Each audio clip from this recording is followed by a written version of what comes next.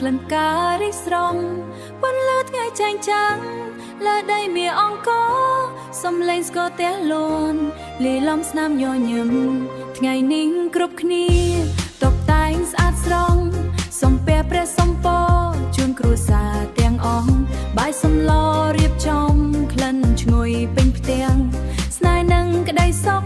រីកពេញចិត្តបេះដូងក្មេងៗលេងល្បែងប្រជាប្រិយបុរាណរាំលេងចង់វាំងតាមភ្លេងពីរសសាន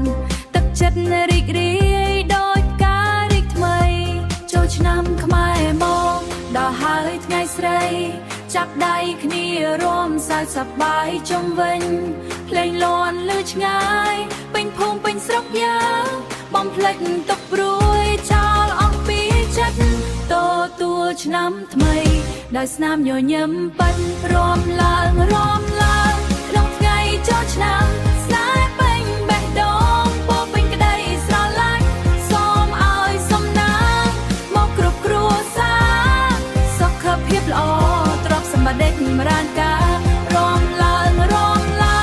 សំឡេងស្គរលន់អបអរសាទរឆ្នាំថ្មីប្រពៃណីសូមឲ្យសុខមង្គលស្ថិតក្នុងចិត្តយើងឆ្នាំថ្មីនេះសប្បាយរៀងរហូតទៅព្រឹកស្រង់បំប្រងទៅវត្តធ្វើបុណ្យសំពះជូនពរព្រះសង្ឃគ្រប់អង្គងាយជួបមិត្តភក្តិរួមលេងជុំគ្នាស្នាមញញឹមផុសចេញពេញផ្លូវទីក្រុងពន្លឺចង្គៀងបំភ្លឺពេលរាត្រីសំឡេងចម្រៀងលាយឡំស្នេហ៍ថ្មីសូបិនល្អចាប់ផ្ដើមសារជាថ្មីឆ្នាំចាំងកន្លងផ្ដល់អនុស្សាវរីយ៍ល្អសូមឲ្យព្រះប្រទានពរលើទឹកដីខ្មែរឲ្យប្រជាជនយើងមានសុខសាន្តជានិច្ច